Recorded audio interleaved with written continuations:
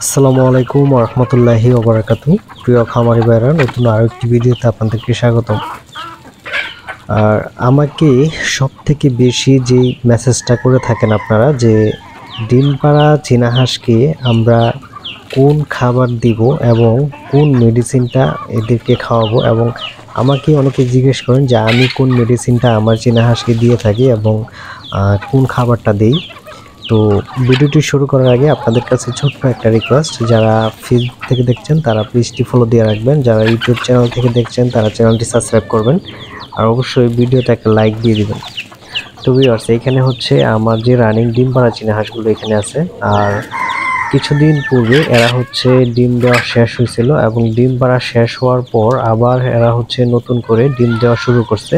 আমার চীনা হাঁসগুলো যখন ডিমে আসে, যখন এগুলো হচ্ছে রানিং ডিম দেয় এবং ডিম পাড়া শেষ হওয়ার পর যখন আবার ডিম দেওয়া শুরু করবে, তখন আমি এদেরকে সবসময় যে মেডিসিনটা ব্যবহার করি সেটা হচ্ছে থায়াবিন। আর এই থায়াবিনটা আমি ব্যবহার করি হচ্ছে সপ্তাহে 3 দিন। আর এই থায়াবিন ব্যবহার কারণে অনেকেই জানেন যে এটা ব্যবহার করা হয় মূলত হচ্ছে চীনা হাঁসের ঘাড় বেঁকে যাওয়া এবং পা প্যারালাইসিস হওয়া। এটা কিন্তু আসলে এই ভিটামিনটা অনেক কাজ করে থাকে। বিশেষ করে হচ্ছে আমার সবথেকে ভালো যে কাজটা করে থাকে সেটা হচ্ছে যে অনেক সময় খেয়াল করবেন যে ডিমের ভিতরে চীনা হাঁসের বাচ্চা মারা যায়। তো ডিমের ভিতরে যাতে চীনা হাঁসের বাচ্চা না মারা যায়, এই জন্য হচ্ছে আমি মূলত এই থায়াবিনটা ব্যবহার করি। এই থায়াবিনের খাওয়ানোর কারণে হচ্ছে এদের যে ডিমগুলো হয় সেই ডিমগুলো একদম উর্বর হয় এবং ডিমের ভিতরে যে বীজটা আসে সেটা কোয়ালিটিফুল বীজ হয় এবং সেখান থেকে যে বাচ্চাগুলো বের হয় সেগুলো হচ্ছে একদম কোয়ালিটিফুল এবং সেই বাচ্চাগুলো ডিম ফুটে খুব সুন্দরভাবে হচ্ছে বাহিরে বের হয়ে আসতে পারে। এই জন্য হচ্ছে মূলত আমি সবসময় এই থায়াবিনটা ব্যবহার করে থাকি। তার পাশাপাশি যে ভিটামিনটা ব্যবহার করে থাকি সেটা হচ্ছে ক্যালসিয়াম। এটা হচ্ছে স্কোয়ারের একটা ক্যালসিয়াম, সেটাও হচ্ছে আপনাদেরকে আমি দেখাবো। আর আমি এদেরকে যে খাবারটা দিই প্রথমত সেই খাবারটা হচ্ছে রানিং যে চীনা হাঁসগুলো আছে এদের জন্য আমি যেটা দিয়ে থাকি সেটা হচ্ছে ধান। আমি এদেরকে নিয়মিত ধান দিয়ে থাকি সকাল বিকাল এবং দুপুরে। আমি সবসময় 3 বেলায় হচ্ছে দান দিয়ে থাকি এদেরকে। আর পাশাপাশি হচ্ছে দিয়ে থাকি হচ্ছে আপনার যে কুড়াটা আছে কুড়া, তারপর হচ্ছে যে ভাত আছে সেই ভাত, এবং হচ্ছে ভুট্টার যে ভুট্টা ভাঙা যেটা থাকে মানে একদম পিস করা কুড়া এবং ভাতের সাথে মিক্স করে দিয়ে থাকি। তো এখন আমি আমার চীনা হাঁসগুলোকে যে স্কোয়ারের মেডিসিনটা আছে ক্যালসিয়াম সেটা প্রয়োগ করব। তো এটা হচ্ছে স্কোয়ারের ক্যালপ্লেক্স।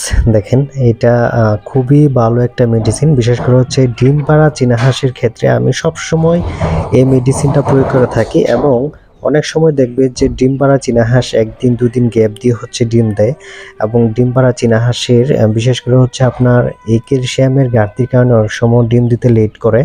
আপনারা আপনাদের যে খামারে যে রানিং যে চীনা হাঁসগুলো আছে অথবা ডিম দিবে এরকম চীনা হাঁসের ক্ষেত্রে হচ্ছে আপনারা এই স্কোয়ারের এই ক্যালপ্লেক্সটা ব্যবহার করবেন। এটা খুবই ভালো একটা মেডিসিন আর এটার প্রাইসটা নিবে হচ্ছে আপনার 70 থেকে 80 টাকা।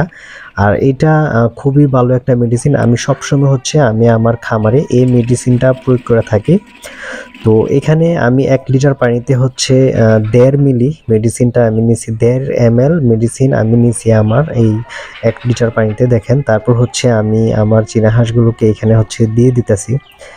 তো আমার চীনা হাঁসগুলোকে এখন যেহেতু দান দিছি, দান দেওয়ার কারণ হচ্ছে যাতে পানি পিপাসাটা লাগে এবং এই পানি পিপাসা লাগার কারণে হচ্ছে এরা যাতে খুব সুন্দর করে এই মেডিসিনটা খেতে পারে। আর বিশেষ করে হচ্ছে এই মেডিসিনটা চলবে হচ্ছে 6 ঘন্টা।